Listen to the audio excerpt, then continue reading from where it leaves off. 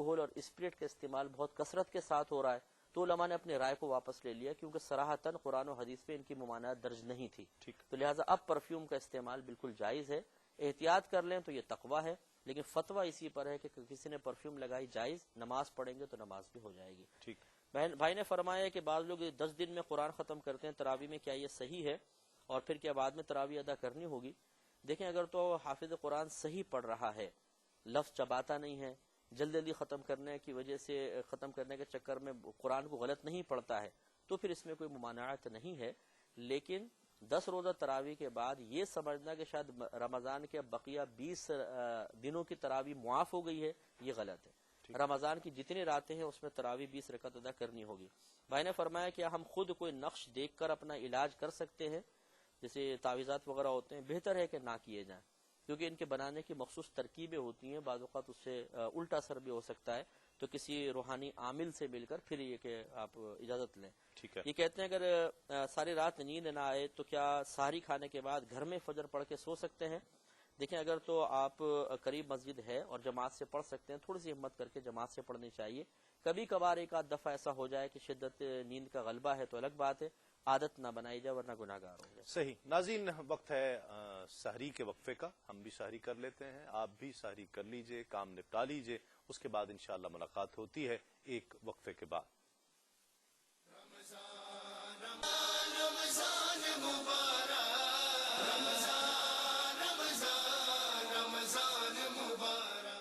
ناظرین خوش آمدید، آپ پروگرام دیکھ رہے ہیں بزم سحر تسلیم صابری کے ساتھ، اور سحری کے وقفے سے پہلے سوالوں کے جوابات ہم دے رہے تھے۔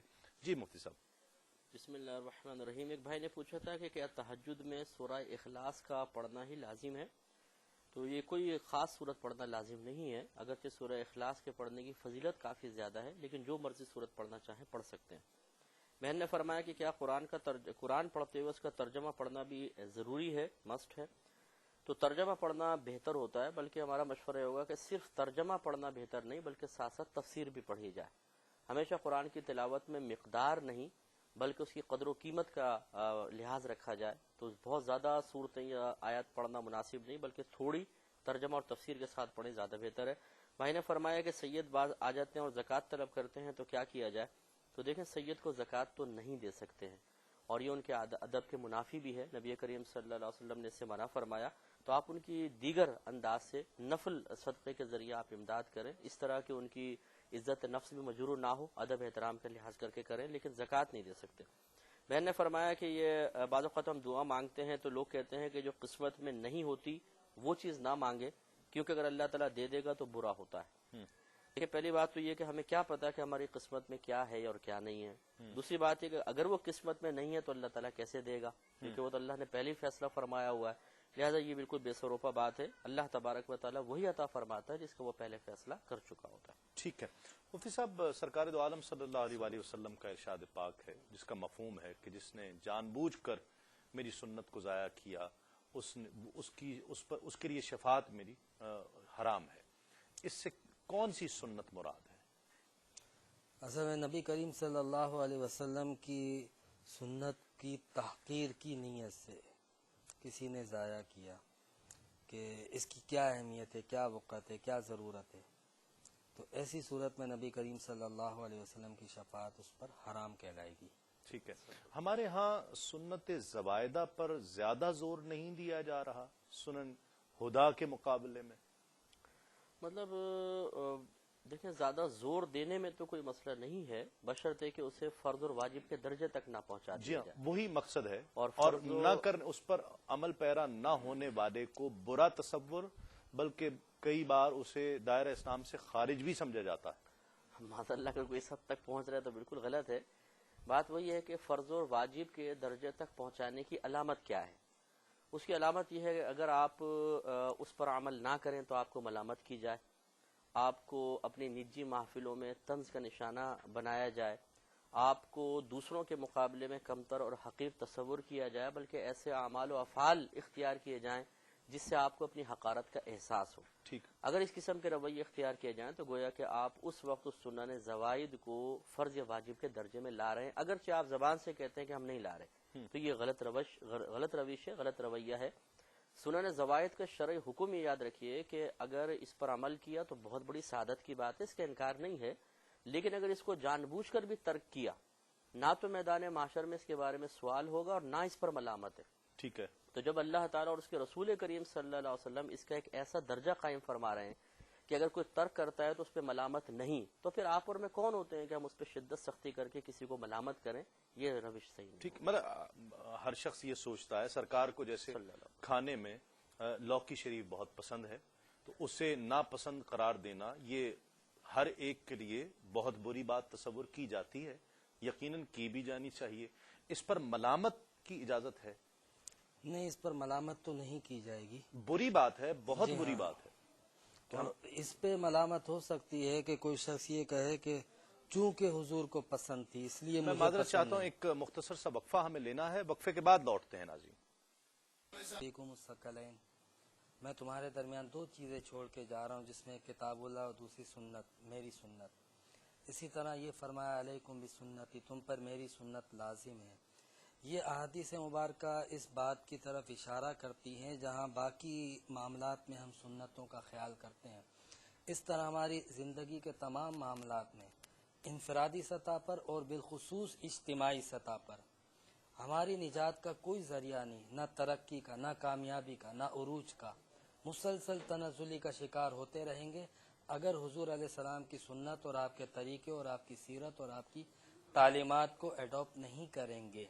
यानी हमारे लिए एक मॉडल ऑफ परफेक्शन सिवाय सुन्नत रसूल के और कोई ऐसी शख्सियत मौजूद नहीं है। सही, बहुत शुक्रिया दोनों मुफ्तियान कराम का। सईद रफ़ाक़त हुसैन रहमानी साहब इंशाअल्लाह आखिर में कलाम भी पेश करेंगे। कल का मौजू भी नोट फरमा लीजिए, कल इंशाअल्लाह इतवार का दिन होगा और कल हम इंशाअल्लाह गुफ्तगू करेंगे इस्लाम और मसाइल जदीदा के हवाले से।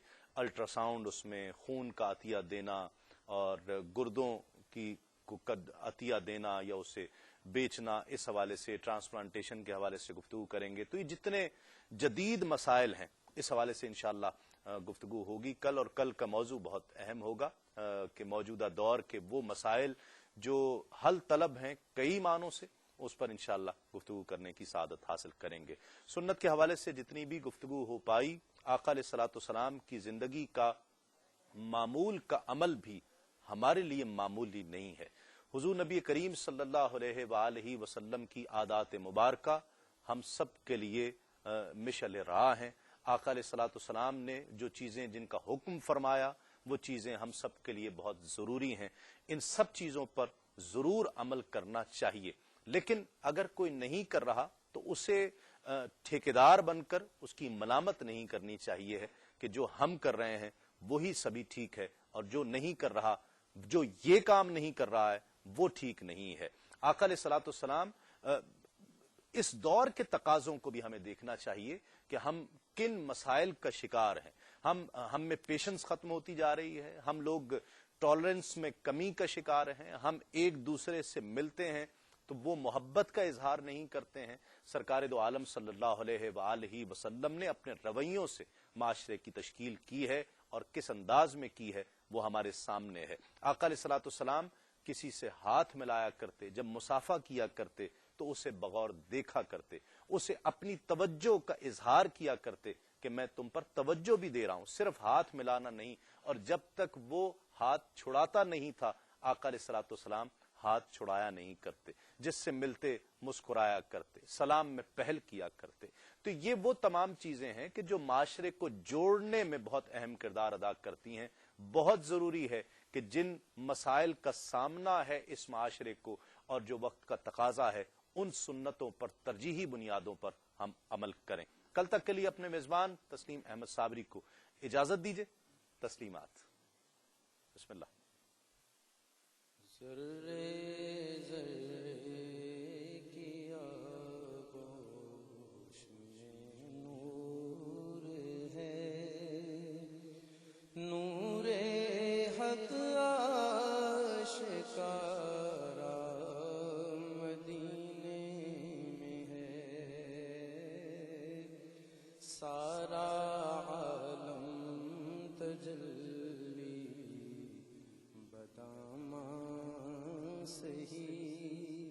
लेकिन एक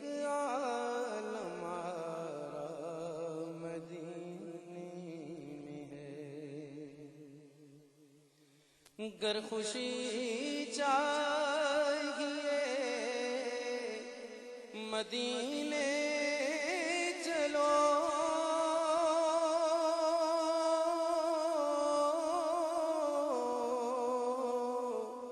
زندگی چاہیے تو مدینے چلو،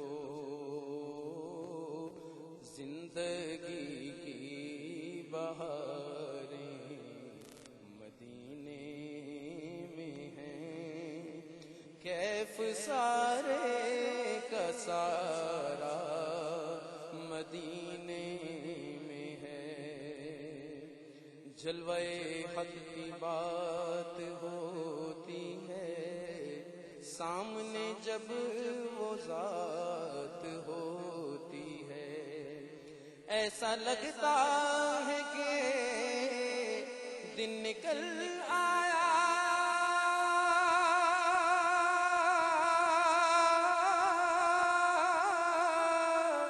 جب مدینے میں رات ہوتی ہے، کیف و مستی میں ڈوبی ہوئی رات ہے،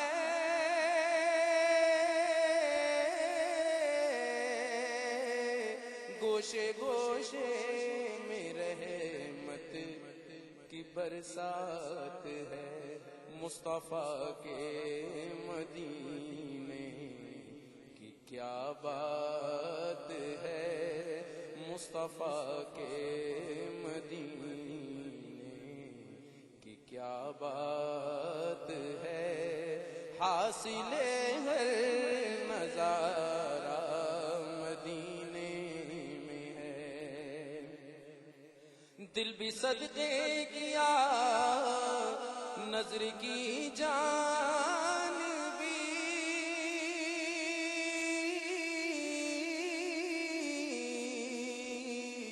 روح تسکین پائے تو پائے کہاں، اب دور رہ کر جئیں کس طرح ہم یہاں، جب کہ سب کچھ ہمارا مدینے میں ہے، مدینہ یاد آیا آقا، مدینہ یاد آیا ہے، آنکھوں میں بس گیا ہے مدینہ حضور کا، بے کس کا آسرا ہے مدینہ حضور کا، جب سے قدم پڑے ہیں رسالت مآب کے، جنت بنا ہوا ہے مدینہ حضور کا، نبیوں میں جیسے افضل و اعلیٰ ہے مصطفیٰ، شہروں